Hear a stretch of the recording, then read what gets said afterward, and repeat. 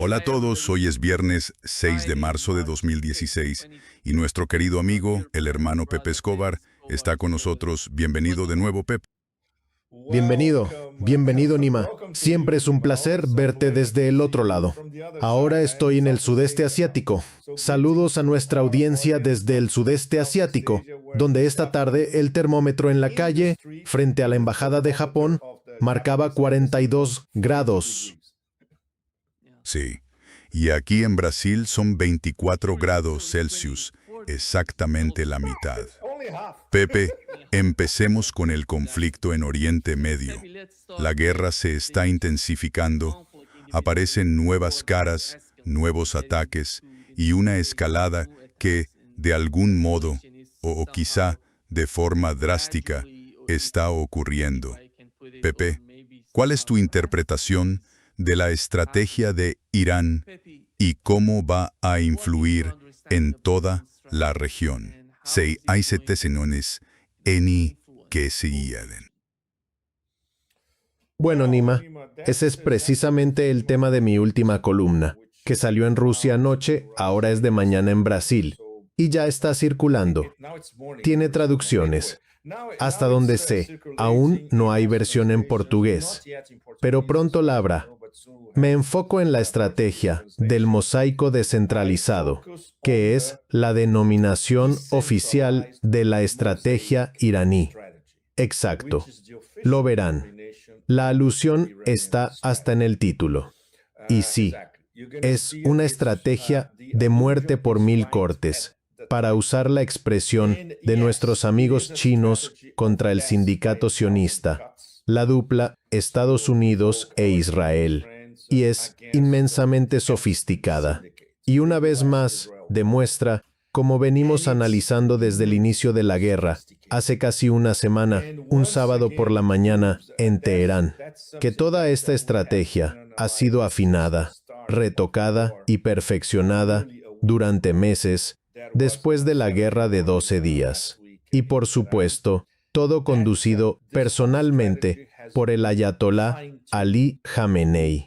El diseño general de la estrategia es del ayatolá Jamenei, junto con la alta dirección del Cuerpo de la Guardia Revolucionaria Islámica, algunos de cuyos miembros fueron asesinados hace una semana y otros que aún siguen ahí. Y eso incluye un esquema de 4 niveles de reemplazo para todos esos puestos de mando y control, para esos comandantes regionales, etc. La descentralización de las decisiones. Esto significa, por ejemplo, que un comandante en Juzestán o un comandante en el Azerbaiyán iraní son completamente autónomos. Pueden tomar decisiones en 5 segundos en el lugar sin tener que coger el teléfono y llamar a un mando central en Teherán. Esa es la idea descentralizada y es un mosaico.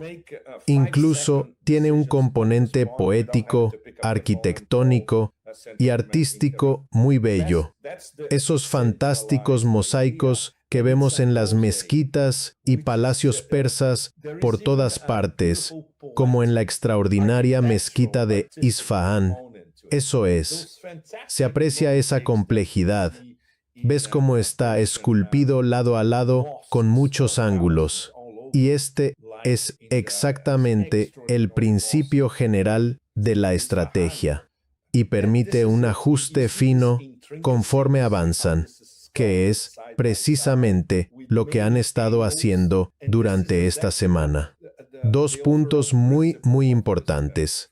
La velocidad de implementación de la estrategia. Nima, Ian, todos ustedes recuerdan que media hora después del golpe de decapitación contra la residencia del líder, el ayatolá Ali Jamenei, Irán desató su respuesta. Esto significa que aprendieron de sus errores durante la guerra de 12 días.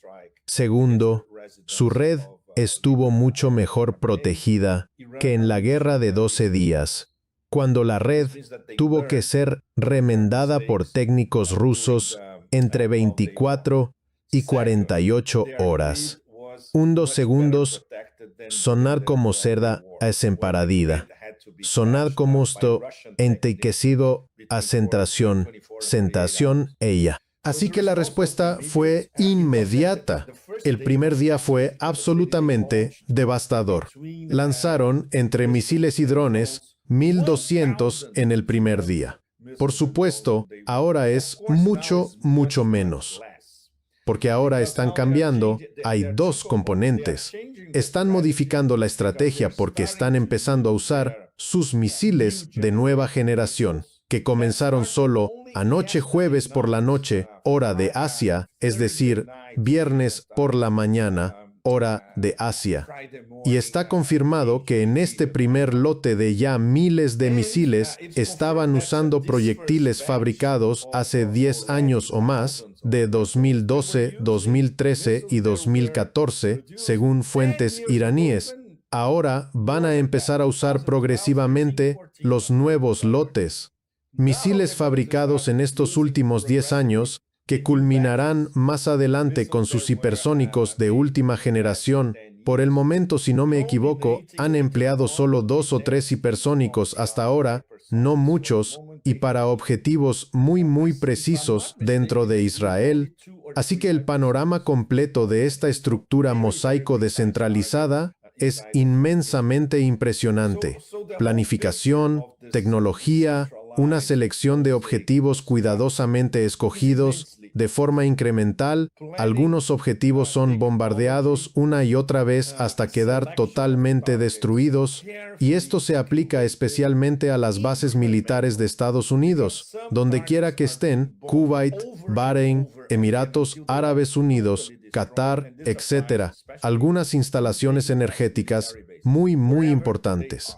Y por supuesto, algo que van ajustando sobre la marcha, hoteles que alojan a personal militar de Estados Unidos, porque ya no pueden quedarse en las bases. Están atacando esos hoteles donde quiera que estén, especialmente en Bahrein y en los Emiratos Árabes Unidos. Y por supuesto, instalaciones, refinerías, etc. Sigue habiendo una enorme controversia sobre Tanura en Arabia Saudita. Si fue realmente obra del cuerpo de la Guardia Revolucionaria Islámica o si fue una operación de falsa bandera. Lo mismo con Azerbaiyán. Azerbaiyán está casi seguro de que fue una falsa bandera por varias razones.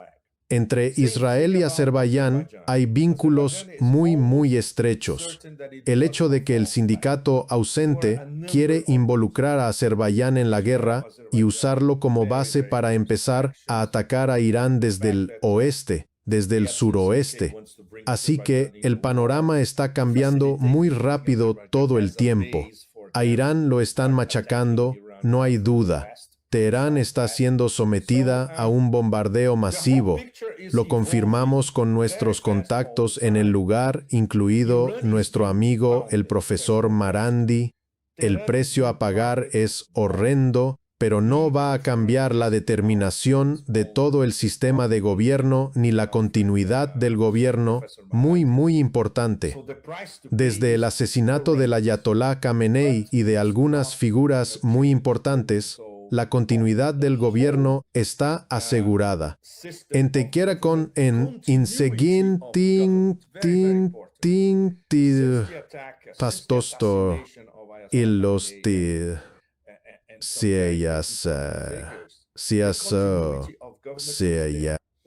Por ejemplo, todavía hay mucho debate sobre el nuevo líder supremo. Es prácticamente seguro que será el hijo de Mostafa Khamenei, pero todavía no lo han anunciado y no lo van a anunciar probablemente en el corto plazo. Lo van a mantener así, pero a todos los efectos prácticos, podemos considerar que Mostafa Khamenei ya está en posición de coordinar muchas de las tareas que antes estaban a cargo del ayatolá Khamenei. Y, por supuesto, la otra parte, Barbaria, ya dijo que quien sea el nuevo líder supremo será asesinado. Y obviamente, Neil Calígula ya dijo que tiene que elegir al nuevo Supremo. Pero en cuanto a imbecilidad, Nima, mira, cada día Neil Calígula hace estallar el medidor. Pero esta va a ser muy difícil de superar.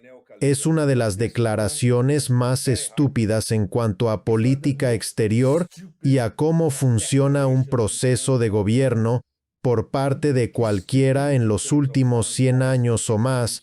Pero bueno, eso es lo que esperamos de Barbaria, ¿no? Así que Irán, por más que lo estén machacando, es un objeto inamovible. Y una vez más, es algo que he venido subrayando en varios podcasts y en mis columnas, de forma indirecta. Estamos siguiendo dos vías paralelas que no se cruzarán en el futuro cercano. Van hacia la línea de meta, pero ni siquiera sabemos cuándo está esa meta ni si existe realmente. Por un lado está, Irán debe resistir a toda costa, y considerando la sofisticación de la estrategia mosaico, descentralizada, y todo lo que oímos de los altos mandos del propio Araghchi, resistirán a toda costa. Y esto es, Nima, y estoy seguro de que puedes confirmarlo, el ánimo popular en todo Irán, en todas partes, porque es algo existencial. La gente en Irán entiende que esto es una guerra existencial. Y la otra vía es extremadamente peligrosa porque algunas personas con un coeficiente intelectual superior a 10 en el circuito político de Washington o en Nueva York o en el ámbito atlanticista, ciertamente no los sionistas, porque esos son un grupo de psicópatas apocalípticos. Olvidémoslos. Me refiero al gobierno de Estados Unidos y al aparato gubernamental de Estados Unidos. Mucha gente ya está entrando en pánico a gran escala en varios niveles, sobre todo por el megadesastre que se avecina para la economía global. Todas las condiciones para un colapso sistémico de la economía global ya están presentes y, por supuesto, algunas personas que sí tienen acceso a la Casa Blanca y muchos no lo tienen, porque solo una pequeña camarilla de estilo mafioso tiene acceso a Trump. Tenemos que encontrar una salida. Tenemos que encontrar una vía de escape. No tenemos ningún plan, absolutamente ninguno. Nos metimos en esto sin planificación y eso es absolutamente... Se metieron en esto con algo de planificación previa, pero con cero planificación posterior, suponiendo que en un fin de semana decapitarían al gobierno iraní, provocarían un cambio de régimen y todo estaría resuelto en 3 días, antes de la apertura de los mercados el pasado lunes. Así que todo salió mal. No lograron ninguno de sus objetivos. Y eso los convierte en bestias aún más peligrosas y acorraladas. Así que, considerando que ahora no hay ninguna regla, ese es el nuevo paradigma geopolítico. Teniendo en cuenta que tratamos con un neocalígula extremadamente inestable e infantil, que se volverá más peligroso cada día, teniendo en cuenta que todo lo que quería lograr no lo consiguió, que no podrá lograrlo pronto y quizá nunca, considerando que ya hizo implosionar su propia presidencia y que está en proceso de hacer lo mismo con la economía global. No tenemos idea de qué decisión absolutamente absurda e inmensamente peligrosa puede estar a la vuelta de la esquina. Por eso, estos próximos días van a ser, por supuesto, absolutamente cruciales. Ya circulan rumores en los círculos del Pentágono, incluso del patético secretario de las Guerras Eternas, de que esto podría durar meses, hasta septiembre. No pueden durar hasta septiembre. Apenas les quedan 2 o 3 semanas. no quedarán armas pasadas 2 o 3 semanas. ¿Qué van a hacer? ¿Con qué van a bombardear Irán? Con todo lo que tienen en Ucrania, aún así no será suficiente. Y los rusos pueden asesorar a los iraníes sobre cómo defenderse, cosa que ya están haciendo, por cierto. Esto es uno de los mini capítulos de mi columna. Cuando hablo del corredor Astracán-Teherán, por el que los rusos están ayudando a Irán, incluso teniendo en cuenta que Irán no pidió ayuda, Nima, eso es muy importante. Putin lo reiteró hace apenas unos días. Por supuesto, si Irán, tácita o directamente, pide a Rusia una ayuda seria, la recibirá. Y los chinos, por supuesto, su ayuda es muy discreta. Y también sabemos qué está ocurriendo. De todo, inteligencia satelital en tiempo real, el sistema satelital de Baidu, lo que sea. Ahí estamos, Nima. Estas dos vías paralelas. No sabemos cuál concluirá en los próximos días, pero eso condicionará la posibilidad de desescalar esta guerra. Y ahora hay una enorme presión desde el propio Golfo, suponiendo que el neocalígula aún los escuche, a quienes abandonó por completo, y están muy enfadados. Y, por fin, esas estúpidas monarquías petroleras están empezando a entender cómo funciona el juego. Ustedes son solo instrumentos. Los estábamos usando. Los obligábamos a vender sus petrodólares en dólares de Estados Unidos para que los reciclaran y compraran cosas para nosotros, los estadounidenses, o invertir en Wall Street. A nosotros no nos importan. Solo nos importa Israel. Y ahora tenemos la prueba gráfica tácita en sus propias mini monarquías petroleras y están condenados. Todas ellas están condenadas. Así que, ya sabes, el cambio de paradigma en Asia Occidental en apenas una semana ya es radical. Y ni siquiera hemos empezado a hablar de lo que podría pasar con la economía global en los próximos días, ¿verdad, Nima? Lo que informó el Financial Times es que Arabia Saudita, los Emiratos Árabes Unidos, Kuwait y Qatar están discutiendo retirarse de contratos con los Estados Unidos y cancelar compromisos de inversión futuros en los Estados Unidos para aliviar parte de la presión económica que les impone la guerra con Irán. Esto es solo el comienzo. Esto apenas comienza. Sí, estas personas no tienen ni idea de lo que puede ser la guerra, ni de la naturaleza de la misma. Los iraníes, recuerda, ya lo estaban diciendo. Si empieza la guerra, vamos a atacar todas las bases estadounidenses y literalmente van a arrasar con todas esas bases en los estados árabes del Golfo Pérsico. Y creo que la gran duda en la mente de estos estados árabes es, ¿cuál es nuestro futuro? ¿Cómo vamos a sobrevivir? No se trata solo del petróleo, es de la comida, del agua, de todo. La comida y el agua especialmente, Nima, ¿verdad?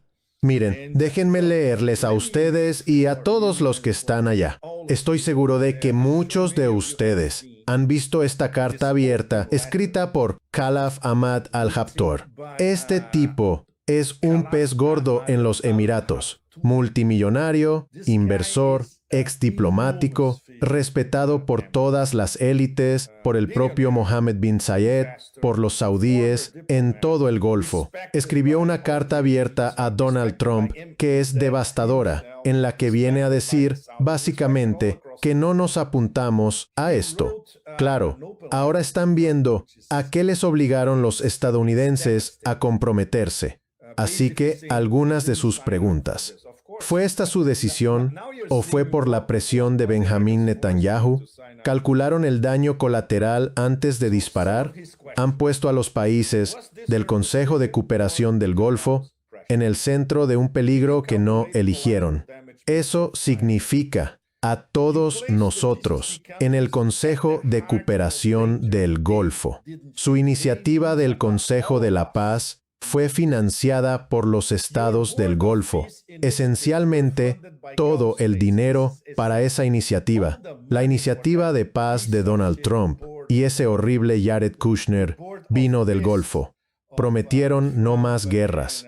Han llevado a cabo operaciones en 7 países, entre ellos Somalia, Irak, Yemen, Nigeria, Siria, Irán y Venezuela. Su índice de aprobación ha bajado 9 puntos en 400 días. Y quizá este sea el punto clave. Antes de que se secara la tinta sobre su iniciativa del Consejo de la Paz, nos encontramos ante una escalada militar que pone en peligro a toda la región. Bueno, lo único relativamente positivo de todo eso es que la iniciativa de paz está muerta. No hay dinero para eso.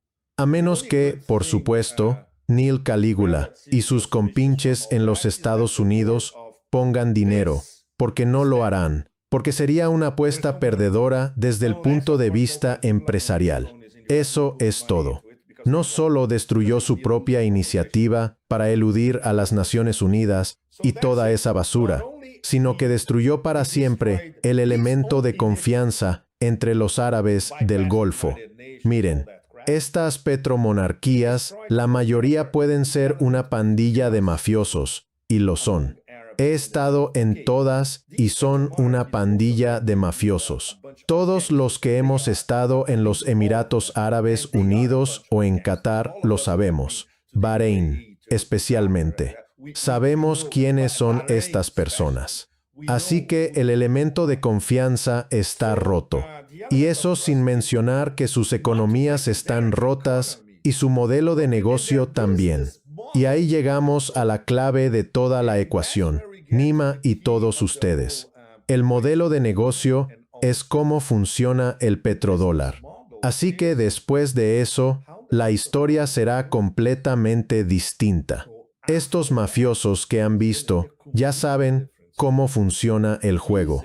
Dejarán de usar el petrodólar, dejarán de vender su energía en dólares y de comprar cosas que benefician a la economía estadounidense o a Wall Street. Van a empezar a buscar alternativas. Y ahí, ¿adivinen qué?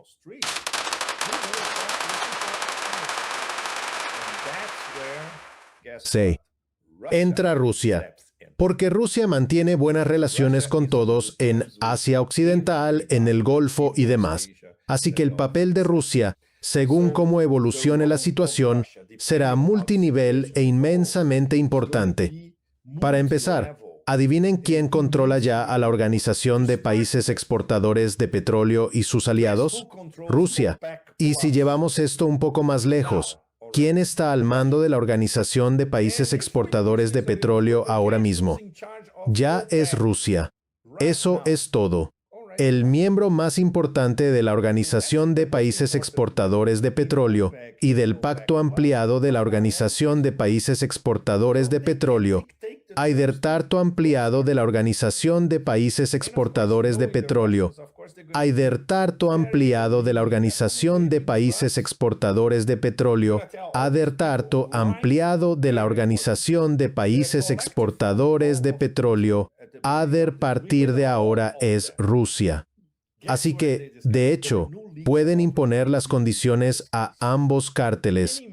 Y claro, conociendo a los rusos, serán muy indulgentes, flexibles, pero les dirán a todos, y esto es muy importante, acerca de la llamada colectiva que tuvo Putin a principios de semana con todos ellos.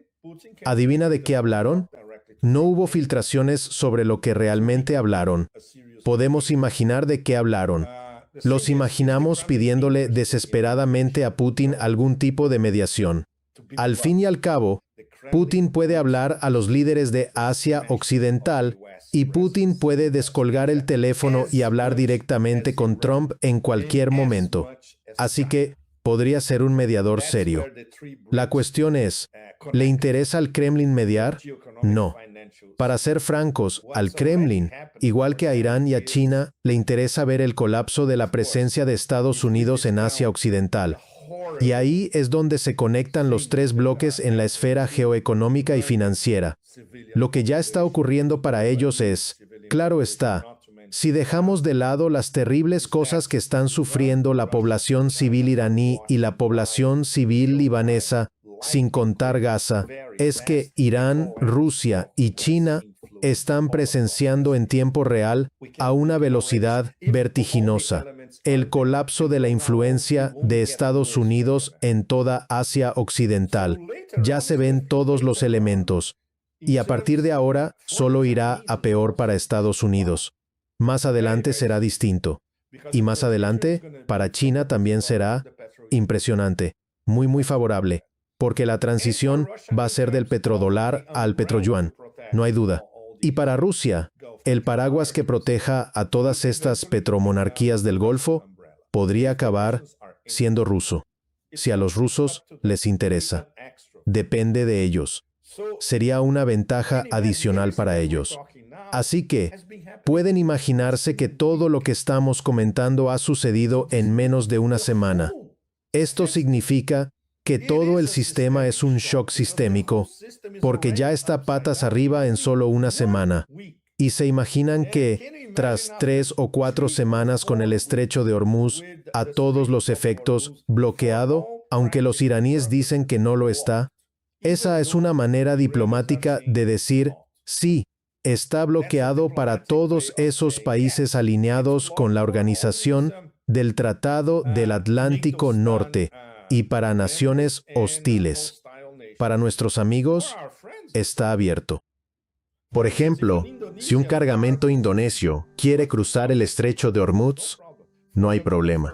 Por el momento, para rusos y chinos está totalmente abierto, en ambos sentidos. Para Occidente en su conjunto, está totalmente, para Israel, ni siquiera totalmente bloqueado. Ya estamos viendo un aumento en el precio del barril de Brent. Pánico por todas partes, especialmente en ciertas partes de Asia, sobre todo Japón, Corea del Sur y Taiwán. Están absolutamente desesperados. China aún tiene reservas considerables. Las reservas de China, si no me equivoco, rondan las 240 o 250 días, lo cual es más que suficiente para reorganizar el flujo de energía desde Asia Occidental y confiar en más suministro procedente de la Fuerza de Siberia, de Rusia, petróleo de Kazajistán y gas a través del gasoducto Turkmenistán-Xinjiang.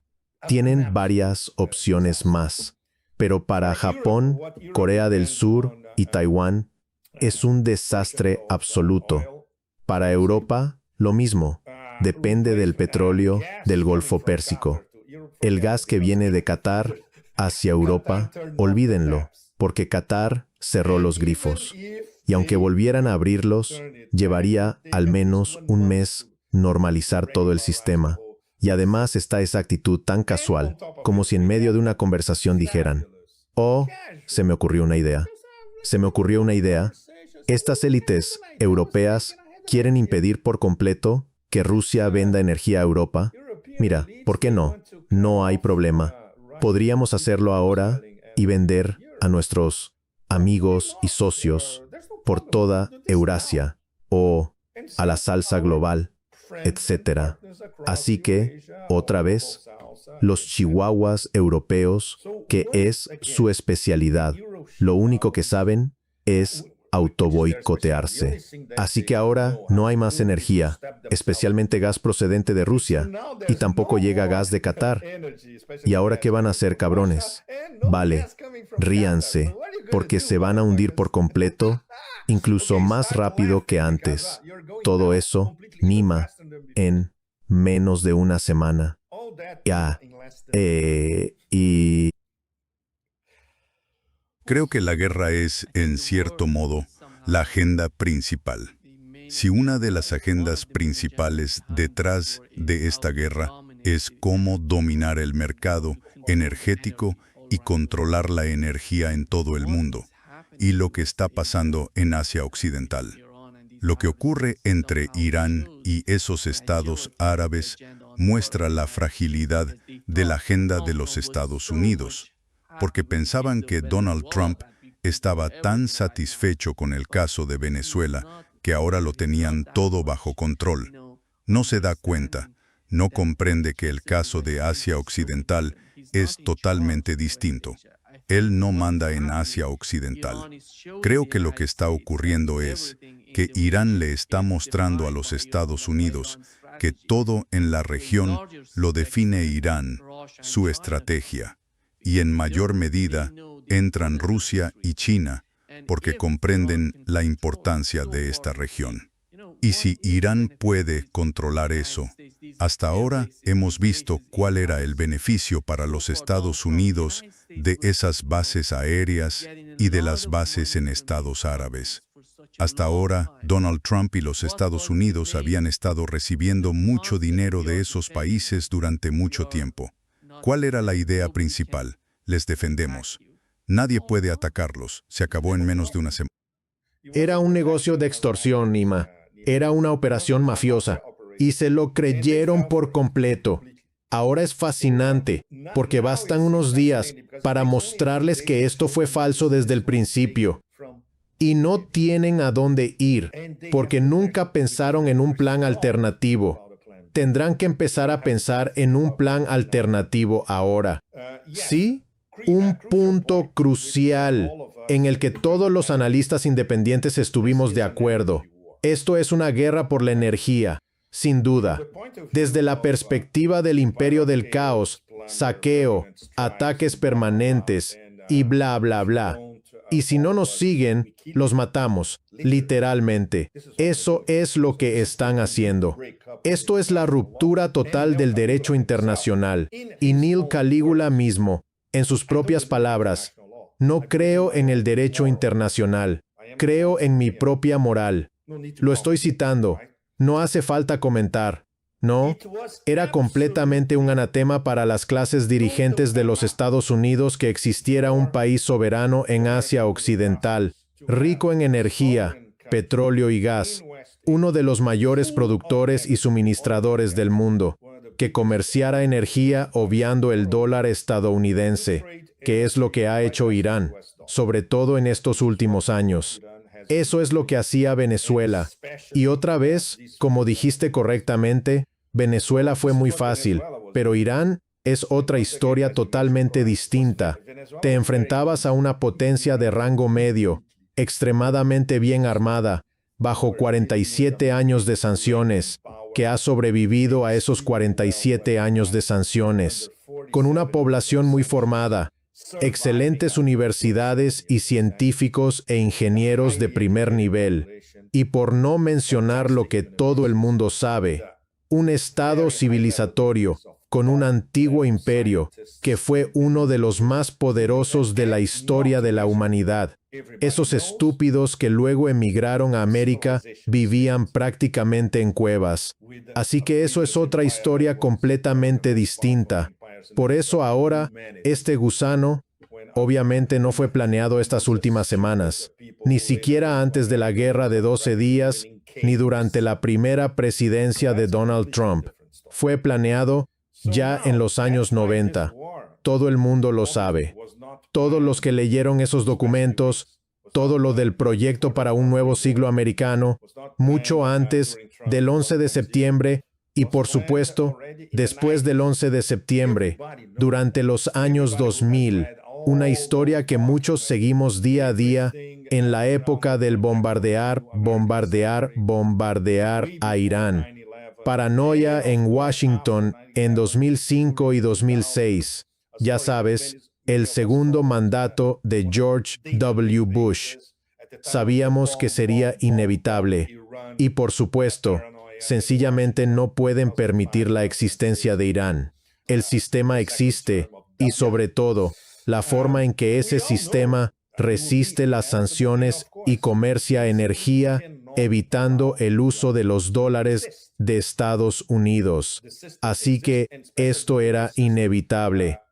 Obviamente, Trump es solo un mensajero infantil, el mensajero con cerebro de niño de 4 años, quizá de 2.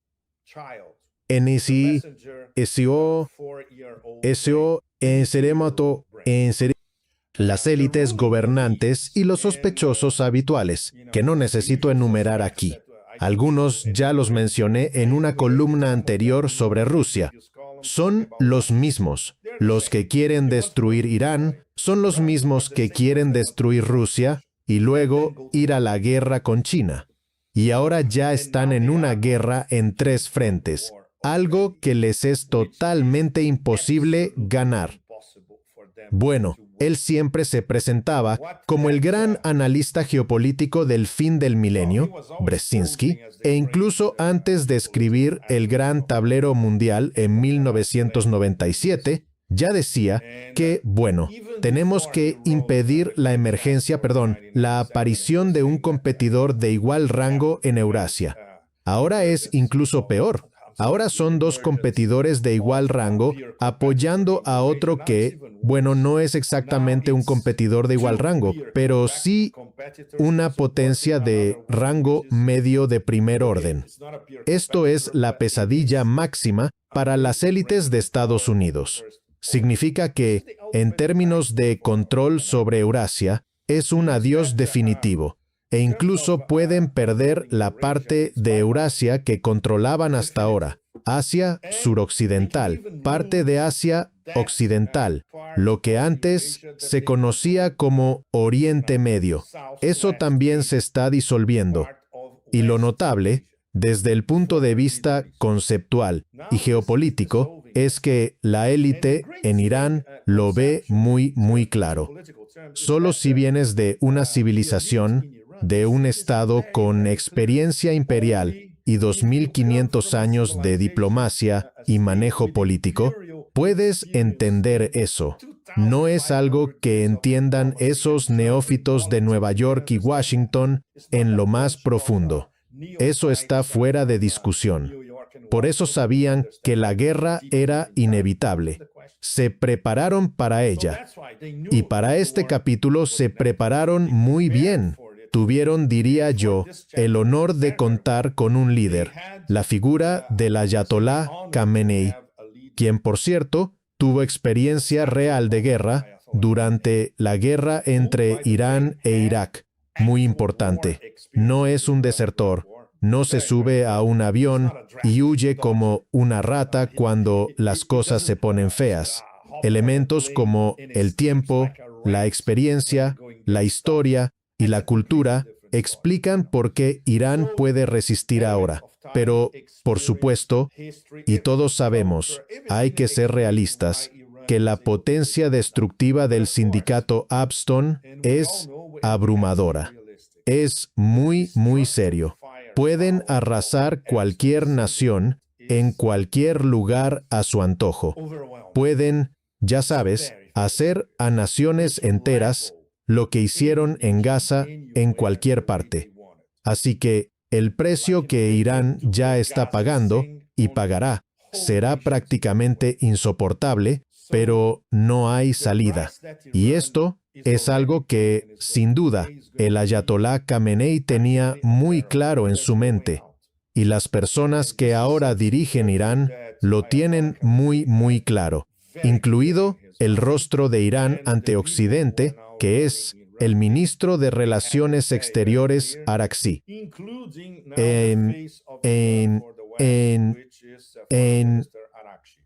Y está comportándose con mucha dignidad en este momento. Mucha dignidad. Ya sabes, esos idiotas de la National Broadcasting Company, ¿no? La National Broadcasting Company consiguió una entrevista exclusiva con Araghchi y se comportó. Quedó sorprendido por... Exacto. Y obviamente la gente de la National Broadcasting Company se quedó sin palabras, porque no suele haber en la televisión convencional funcionarios iraníes hablando muy buen inglés y explicando la postura iraní. Probablemente era la primera vez en décadas. Así que obviamente se quedaron sin palabras, ya sabes. Por supuesto, lo único que interesaba a la National Broadcasting Company era intentar presentar a Irán aún más como agresivo o autoritario, toda esa porquería habitual. La actuación de Araghchi fue muy útil para la opinión pública interna en Estados Unidos, considerando además que la guerra ya es impopular en Estados Unidos. Eso es muy importante. La guerra es impopular entre más del 60% de los estadounidenses. Eso ya es algo enorme. Esto prueba una vez más que esto no es simplemente del sindicato Epstein, de Trump, de una camarilla mafiosa. Esta guerra viene de las élites reales que mueven los hilos en Estados Unidos. Y eso demuestra que están realmente desesperados. Si la lanzan ahora es porque ven que, mira, tenemos una ventana de oportunidad. Si no lo hacemos más adelante, seremos simplemente expulsados de la escena. Y otra vez, Nima, muy importante. Es una guerra contra 3 miembros del Grupo Brasil, Rusia, India, China y Sudáfrica. Es una guerra contra un miembro pleno del Grupo Brasil, Rusia, India, China y Sudáfrica, apoyado por 2 países fundadores del grupo. Esto significa que es una guerra contra todo el grupo Brasil, Rusia, India, China y Sudáfrica, y lo más horrible es la participación indirecta y malintencionada de otro miembro, India, que se ha comportado de la forma diplomática más despreciable posible. La responsabilidad de que el Grupo Brasil, Rusia, India, China y Sudáfrica esté estallando ahora recae totalmente en India. India ha traicionado a su socio económico, Irán. No olvides, son socios en el mismo corredor de transporte. El corredor internacional de transporte norte-sur Rusia, Irán, India. El tema del documental que filmé en Irán el año pasado y que pueden ver en Press TV. Pero quizá ahora debería relanzar el documental en todas partes con una explicación que diga, mira, esto era lo que era el corredor de transporte hasta esta semana. Ahora, India dinamitó esa idea y Rusia e Irán deberían expulsar a India de ese corredor e incorporar a China, que por cierto, y esto se pone aún más interesante, cuando estuve en Chabahar entrevistando a las autoridades del puerto de Chabahar, que por cierto también fue bombardeado por el culto de la muerte en Asia Occidental, a principios de esta semana. No sabemos exactamente qué estaban alcanzando en el puerto de Chabahar, pero bombardearon el puerto porque conocían su importancia. Hablé con uno de los ingenieros responsables de logística y él me dijo, sí, los indios invirtieron en estas grúas que están viendo. Seindarra es esta sestenación. Seindarra es esta semana. Seindarra es esta ya. Vinieron de India. Están invirtiendo aquí. Pero tenemos barcos chinos que vienen todo el tiempo. Y mientras estaba allí, vi al menos 2 barcos de carga chinos. Así que los chinos, obviamente, consideran a Chabahar excelente. Así que ahora podemos tener un nodo adicional de nuestra ruta de la seda marítima y, no te equivoques, los chinos van a empezar a invertir en Chabahar en cuanto sea factible e incorporarán eso a la ruta de la seda marítima china. Y India puede quedar completamente relegada y los iraníes, yo diría que esto ocurriría simultáneamente a que los iraníes le digan a India, así que quieres ser parte de nuestro corredor económico después de lo que nos hiciste, después de que no condenaste el asesinato del Ayatollah Jamenei, después de que permitiste que nuestro barco fuera hundido en aguas internacionales cerca de Sri Lanka, después de que enviamos nuestro barco a su feria marítima en India. Así que la traición de India es asombrosa. Es predecible porque no solo Modi, que es un personaje de Pune, y esos los fanáticos hindutva a su alrededor saben y por supuesto tienen un enorme complejo de inferioridad y, claro, firmaron un día antes de que empezara la operación. Esa furia estúpida, o como la quieran llamar, eran, ya saben, grandes amigos, la llaman furia ausente, Epstein. Furia Epstein. Sí, podemos llamarla Furia Epstein.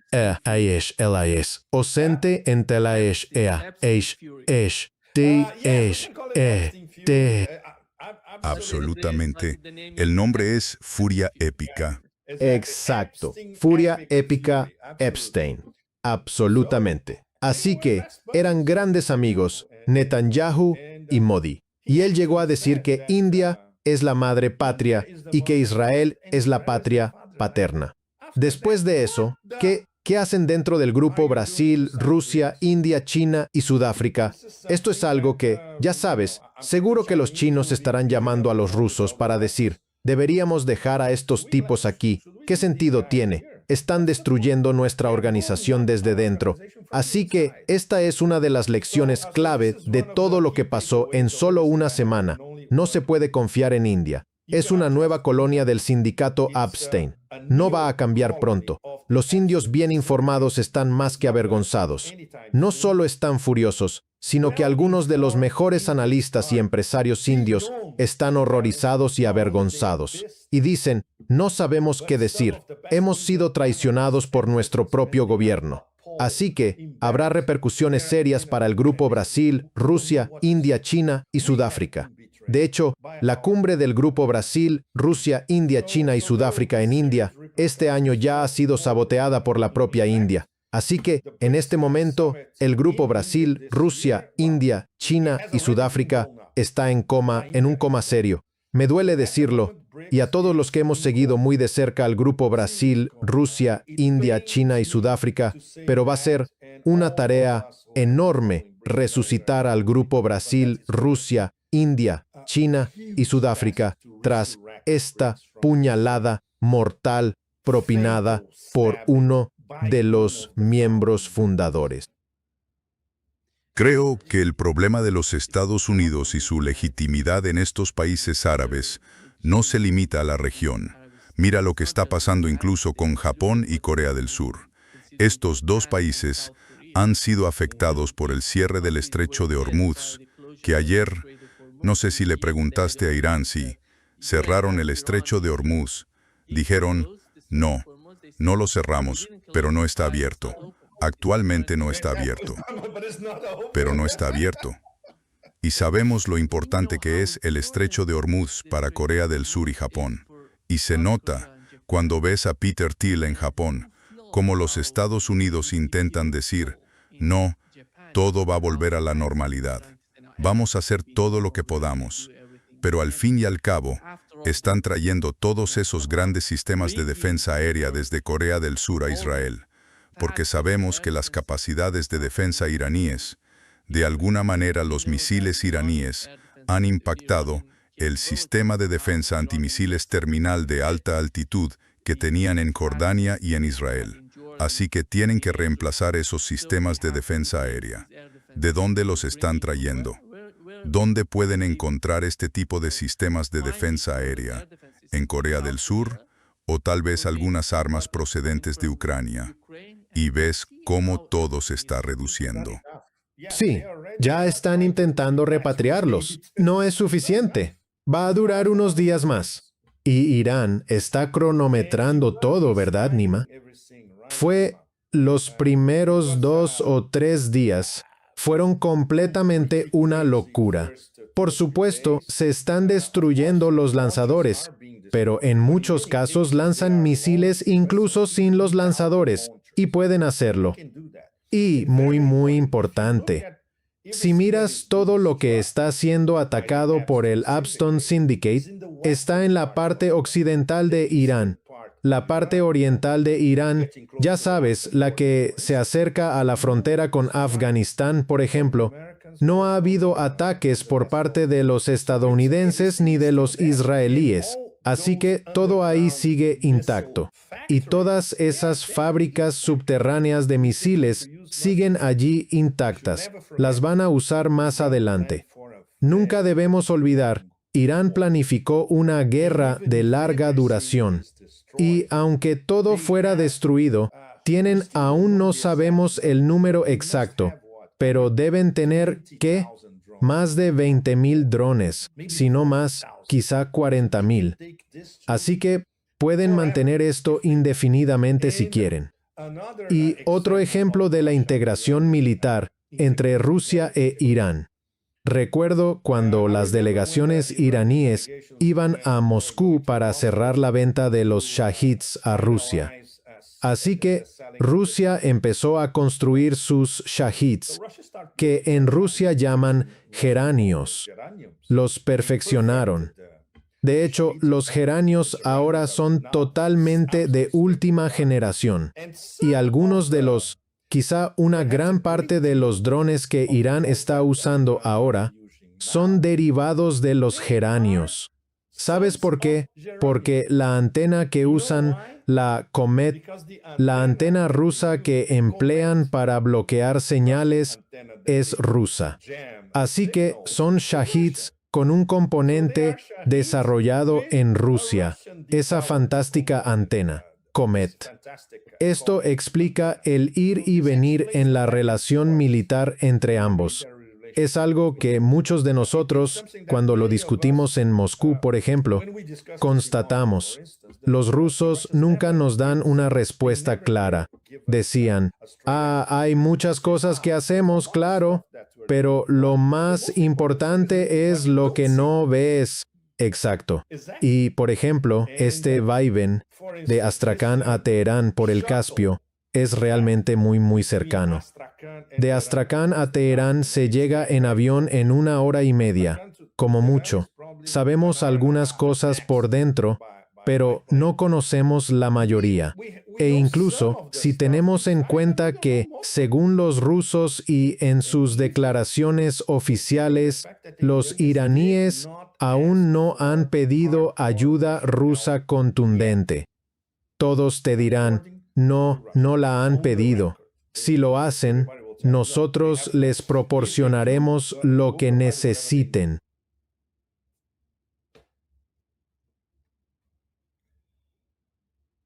Pepe, una de las preguntas que le hizo ayer el reportero Arakchi fue si Rusia y China están ayudando a Irán.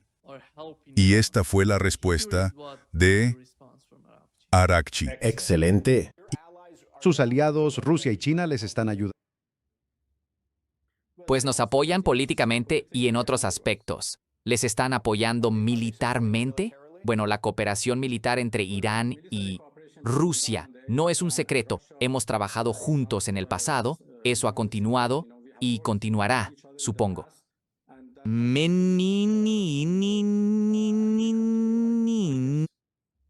Y les están ayudando activamente en esta guerra. Siempre nos han ayudado. Entonces entiendo que eso significa que sí, que les están asistiendo activamente en esta guerra. Pues no voy a dar los detalles de nuestra cooperación con otros países en plena guerra. Fue impecable, conciso, directo al grano, y, obviamente, el entrevistador idiota quedó perplejo. Excelente. Muy bien. Fue una muy buena actuación. Y, por supuesto, esto va a calar muy bien dentro de Estados Unidos. La gente va a empezar a hacerse preguntas. Incluso gente que no sigue nada dirá, ¿cómo es que nuestro maldito e incompetente gobierno no supo que China y Rusia están respaldando a Irán? Bien jugado. Lo que es increíble, Pepe, es ver a Donald Trump pedir a los mandos y combatientes del cuerpo de la Guardia Revolucionaria Islámica que depongan las armas.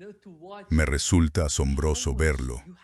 Lo desconectado que hay que estar de la realidad de lo que pasa, algo que no es nuevo, lo hemos visto en la guerra en Ucrania. Pero este tipo de ¿En serio creen que Irán es de alguna manera? Parece que Donald Trump solo mira Fox News todo el tiempo. No tiene ni idea de lo que está pasando. Samon Naseina. No, Nima. Has dado en el meollo la mezcla tan peculiar de arrogancia e ignorancia total de Trump. Es típico. No lee. Eso nos lo contaron personas de Nueva York que hicieron negocios con él. No lee los informes de inteligencia que llegan a su mesa cada mañana.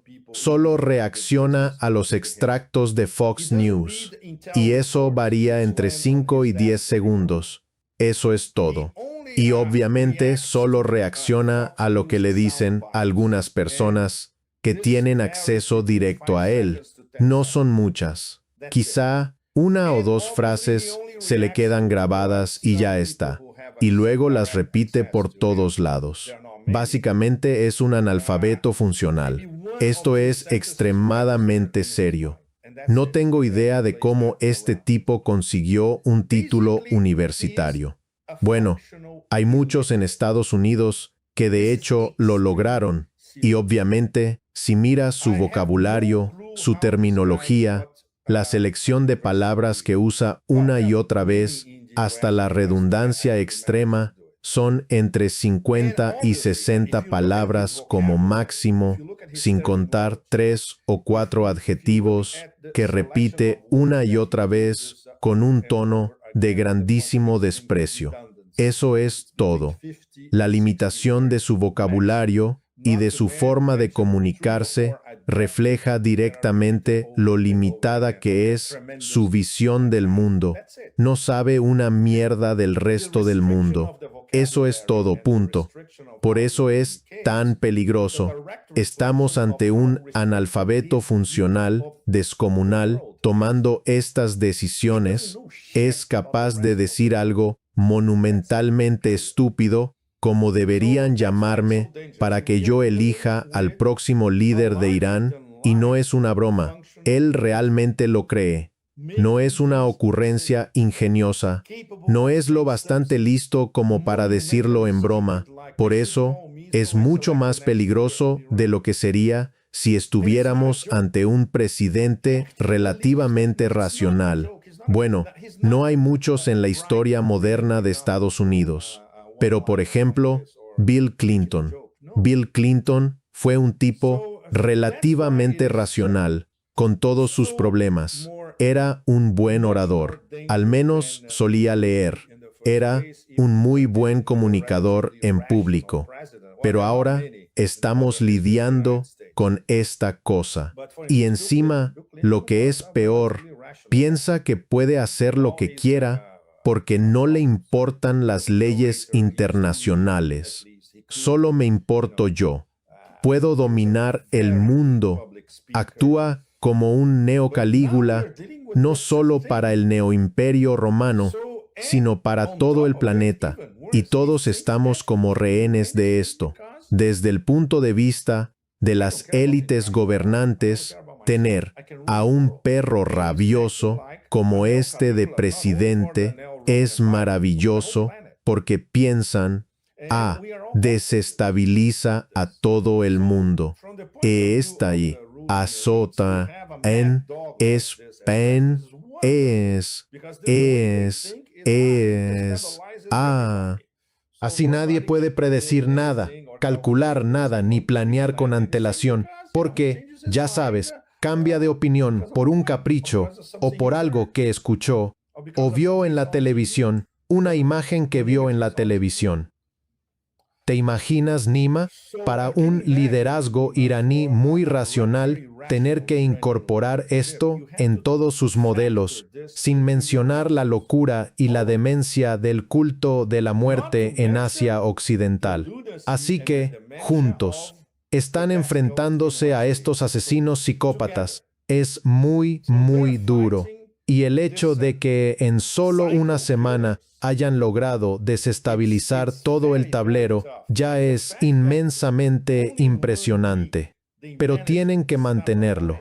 Así que entramos en la etapa crucial de resistencia continua y al mismo tiempo atacar. Guerra asimétrica, sí, no hay duda, esto es una guerra asimétrica. Pero Irán tiene que sostener esta asimetría por días, semanas y, si hace falta, meses. Y ese es el desafío.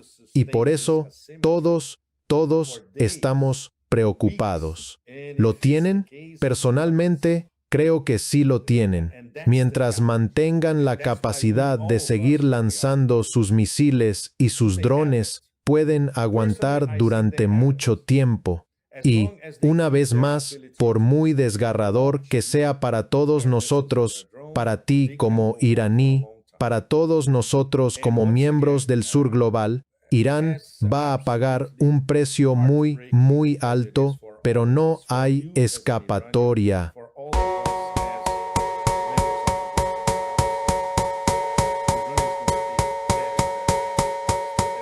Well, Y lo producen las 24 horas del día. No les da tanto miedo una guerra larga. Se han preparado para esto. están preparados para una guerra prolongada. Están preparados para lo que van a sufrir. Sí. Creo, Pepe, antes de concluir, mencionaste que Donald Trump es ignorante o que no entiende la situación. Pero yo diría que todo el sistema es igual. Todo el sistema no funciona. Mira lo que está pasando en Ucrania, en Irán ahora y después en China.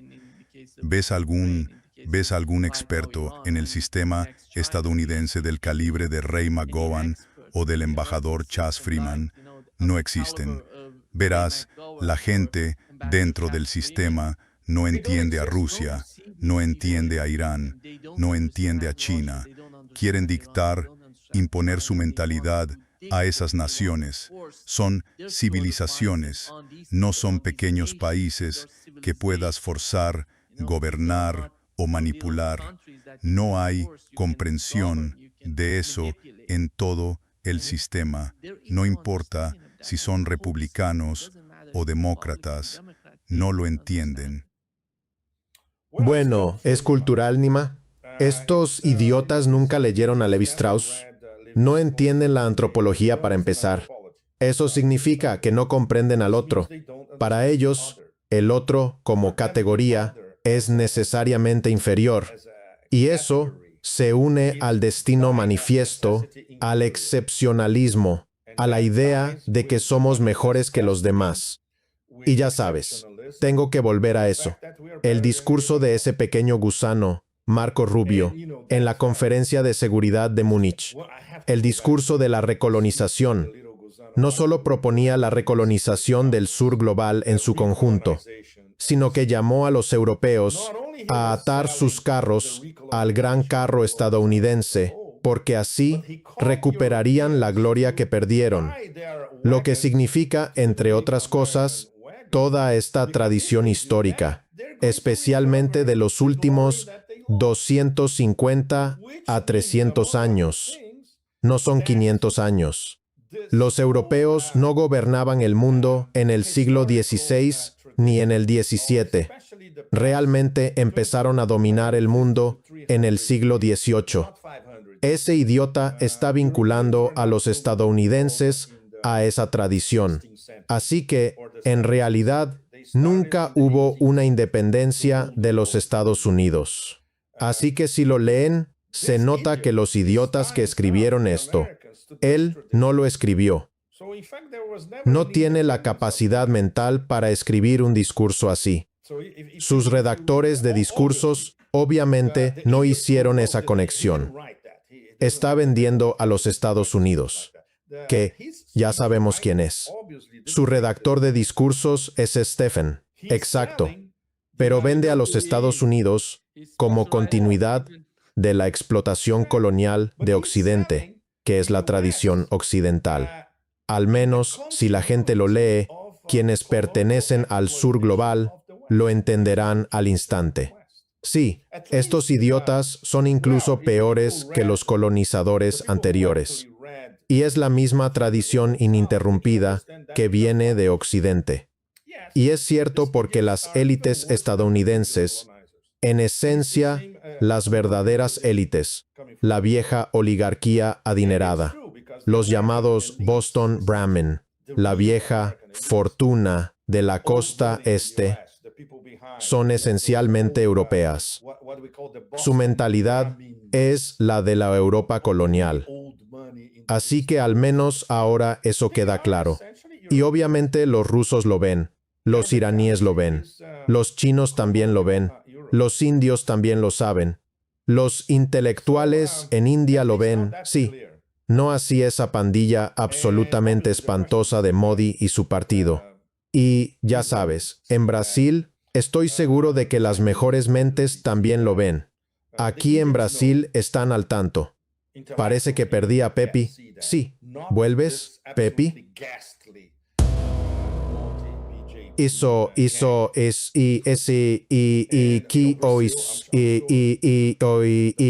cois, eso, ois, sere, ois, pare, ois, ois, ois, ois, ois,